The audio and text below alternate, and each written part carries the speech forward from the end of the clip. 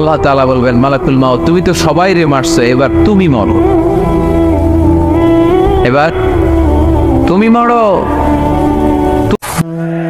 সবাই মরে যাবো, আমরা সবাই, কেউ থাকবো না। এই পৃথিবী থাকার জায়গা নয়।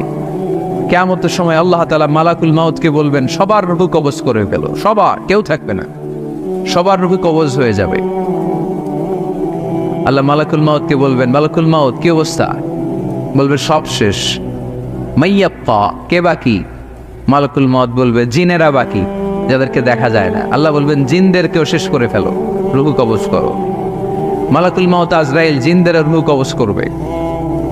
আল্লাহ এবার জিজ্ঞেস করবে, ইয়া মালাকাল মাউত আখবিরনি মাইয়াপ্পা, এবার বলো আর কে বাকি? মালাকুল মাউত বলবে, আল্লাহ মানুষগুলো সব শেষ, জিনগুলাও শেষ, এবার বাকি ইবলিস শয়তান। কে বাকি? ইবলিসও শেষ করো, ইবলিসও শেষ। আল্লাহ আবার জিজ্ঞেস করবেন, ইয়া মালাকাল মাউতি মাইয়াপ্পা, আর কে বেঁচে আছে বলো? মালাকুল মাউত বলবে, আল্লাহ আপনার কথা অনুযায়ী পৃথিবীর সব মানুষের রূহ কবজ করলাম, সব জিনদের রূহ কবজ করলাম, ইবলিসের রূহ কবজ করলাম, এখন আছে শুধু ফেরেশতারা। আছে কারা? যাও ফেরেশতাদের রূহ কবজ করো, ফেরেশতাদের রূহ কবজ হয়ে যাবে। এবার আল্লাহ জিজ্ঞেস করবেন, ইয়া মালাকুল মাউত আখবিরনি মাইয়াপ্পা।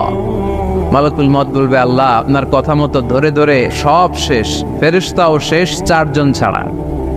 কয়জন ছাড়া? জোরে বলেন, কয়জন ছাড়া? ইসরাফিল, জিব্রাইল, মিকাইল, আজরাইল। আল্লাহ এই চারজন আমরা বাকি।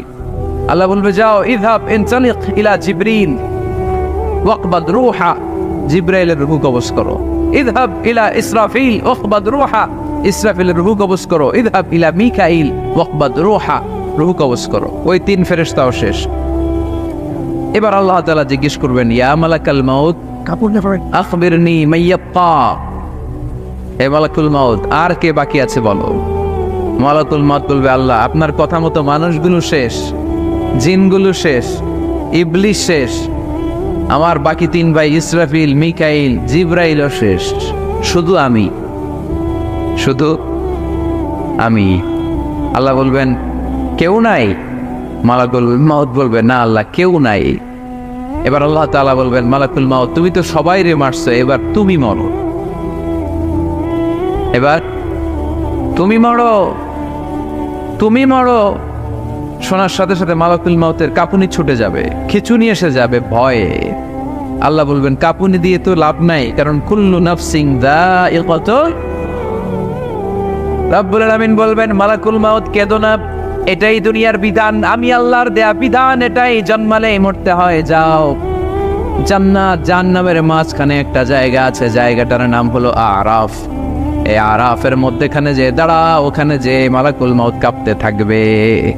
মালাকুল মাউত বলবে, আল্লাহ সৃষ্টি শুরুতে যদি জানতাম, সৃষ্টি শুরুতে যদি জানতাম সবাইকে মৃত্যুদান করার পরে, রূহ কবজ করার পরে আমাকেও মরতে হবে, তাহলে এই কঠিন দায়িত্বের ব্যাপারে আপনার কাছে ক্ষমা চাইতাম। আজকে আমারও যে ভাগ্য বরণ করে নিতে হবে সৃষ্টির শুরুতে, আমি এটা কল্পনাই করতে পারি নাই।